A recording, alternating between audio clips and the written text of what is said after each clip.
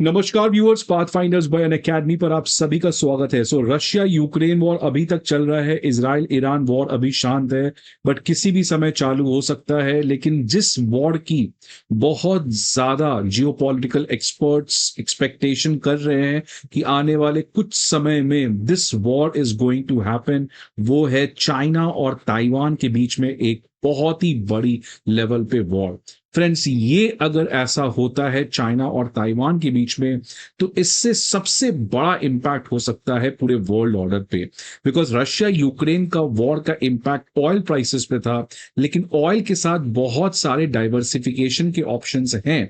Israel Iran के बीच में straight of Hormuz block होने का खतरा भारत के लिए बहुत बड़ा था और विश्व के लिए बहुत बड़ा खतरा था, लेकिन इसका भी ऑल्टरनेटिव है। लेकिन अगर चाइना और ताइवान के बीच में वॉर होता है फ्रेंड्स, तो इसका ऑल्टरनेटिव ढूंढना बहुत ही मुश्किल ही नहीं नामुमकिन है। बिकॉज इस समय लगभग 85% सेमीकंडक्टर चाइना और ताइवान दोनों को ज्वाइन करके बनाया जाता है, और अगर सेमीकंडक्टर की शॉर्टेज होती है तो ऑल्टरनेटिव पार्टनर्स ढूंढना नामुमकिन हो जाएगा, जिससे हमारी कंप्लीट डिजिटल इंडिया या जिस तरीके से वर्ल्ड आज टेक्नोलॉजी को अडॉप्ट कर रहा है उसका इंटीग्रेशन ठप हो जाएगा। इसलिए friends, this war is going to be nasty and brutal, और ये बहुत ही ज्यादा एक्सपेक्टेड है कि आने वाले कुछ समय में अगला जो मेजर वॉर 21वीं सदी का हो सकता है वो है China trying to occupy Taiwan. अब फ्रेंड्स, आज मैं क्यों चाइना और ताइवान के बारे में बात कर रहा हूं? बिकॉज चेक रिपब्लिक नाम का एक देश है, काफी छोटा सा देश है, जिसकी कैपिटल है पराग।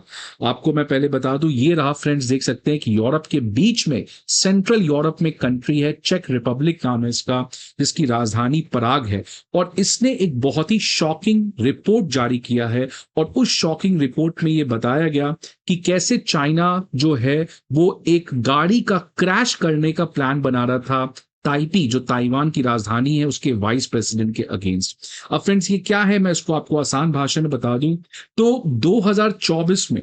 जो ताइवान के वाइस प्रेसिडेंट है सायू बिखिम,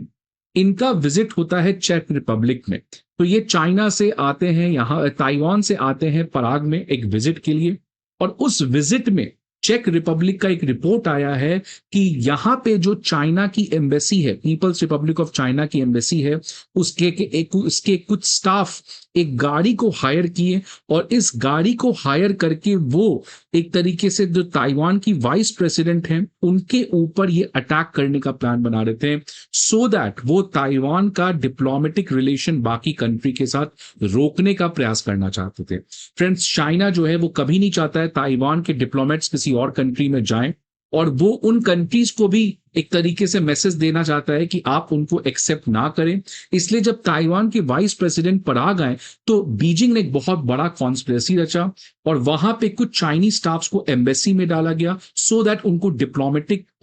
इम्यूनिटी मिल सके। और फिर वहां पे ये पूरा मास्टरमाइंड रचा गया, चाइना का जो एम्बेसी है पराग में, और उन्होंने वहां के लोकल लोगों ने बताया है उस रिपोर्ट में कि किस तरीके से चाइनीज एम्बेसी ने एक गाड़ी हायर किया, उसमें कुछ चाइना के स्टाफ जिनको चाइना से बुलाया गया था, उनको यहाँ पे गाड़ी में बैठाकर ये कहा गया कि आप जाकर एक एक्सीडेंट कर दें ताइवान के वाइस प्रेसिडेंट में, जिनसे हो सकता है उनकी मौत हो जाए। और अगर मौत नहीं भी होती है तो ये क्लियर कट मैसेज होगा चाइना का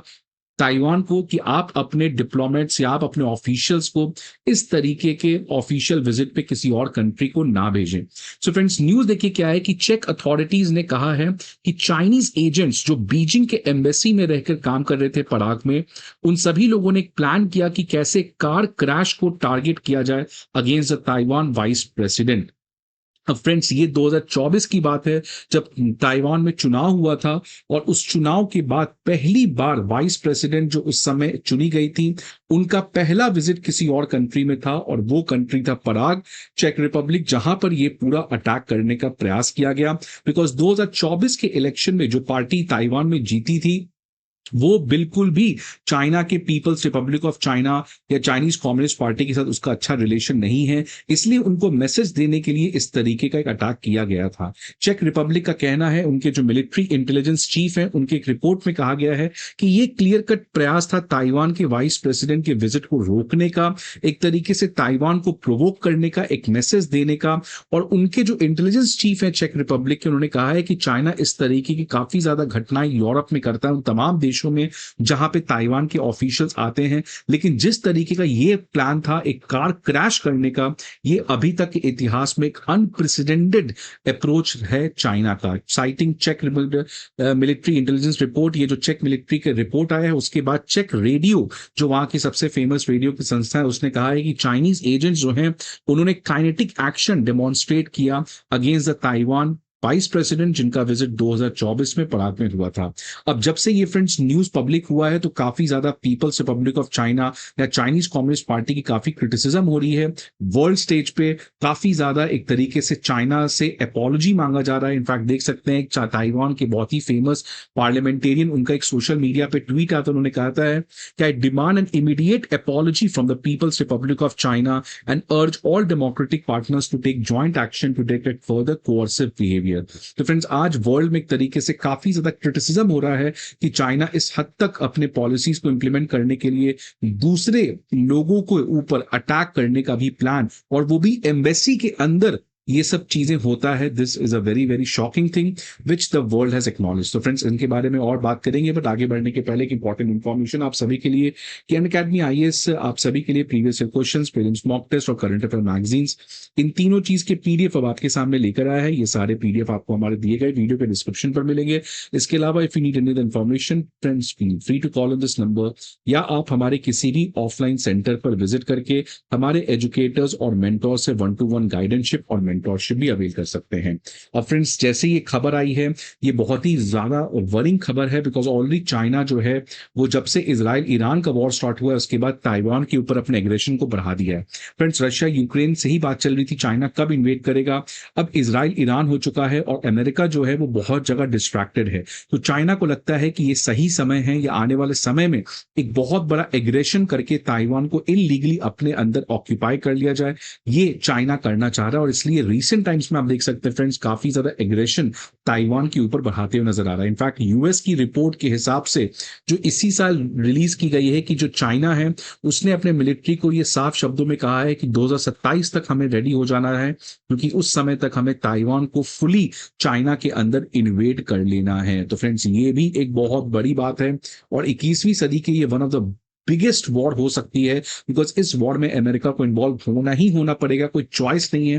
बिकॉज अमेरिका का पूरा क्रिटिकल सप्लाई चेन जो सेमीकंडक्टर को लेके है वो ताइवान से जुड़ा हुआ है, इसलिए Taiwan is one of the geopolitical flash points of 21st century, जिसकी वजह से अमेरिका जरूर इस वॉर में खींचेगा और इंडिया को भी इन्वॉल्व होना पड़ेगा, बिकॉज इंडिया के पास भी ऑप्शन नहीं है। और यही बात को जापान समझ चुका है और जापान को पता है कि आने वाले समय में ताइवान को लेकर चाइना और यूएस का कॉन्फ्लिक्ट 100% श्योर है। इसलिए देख सकते हैं फ्रेंड्स आज ही की ये खबर आ रही है कि जापान जो है वो ताइवान के नियर बाय बॉम्ब शेल्टर्स बना रहा है। और फ्रेंड्स हुआ क्या है कि आपको पता है कि जापान और चाइना के बीच में बॉर्डर डिस्प्यूट्स है और ये जो जापानीज आइलैंड्स है जो ताइवान के काफी करीब हैं, यहां पर भी जापान के लोगों के ऊपर काफी ज्यादा प्रॉब्लम हो सकता है। इसलिए यहां पर हर एक जगह जापान जो है वो बंकर्स बना रहा है, सो दैट कल को अगर कोई वॉर होता है तो लोगों को छुपने का एक जगह मिल सके। तो फ्रेंड्स जिस तरीके से ये सारी डेवलपमेंट हो रही है this is very very disturbing. और अगर जापान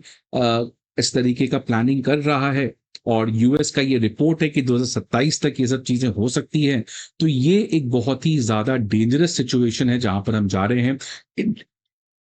इंडिया को जल्दी से जल्द सेमीकंडक्टर में एटलीस्ट आत्मनिर्भर बनना चाहिए, अदरवाइज इसका कोई ऑल्टरनेटिव नहीं है, जैसा मैंने पहले भी कहा, और इससे बहुत बड़ा प्रॉब्लम वर्ल्ड के लिए क्रिएट हो सकता है। फ्रेंड्स आपके क्या व्यूज हैं, क्या सजेशन है, आपको क्या लगता है क्या होना चाहिए और कैसे इस वॉर को हम रोक सकें, और इंडिया की क्या पॉलिसी होनी चाहिए इस पर्टिकुलर चीज में, please let me in the comment box. I hope आपको ये वीडियो अच्छा लगे। See you again some another video, till then good bye and take care.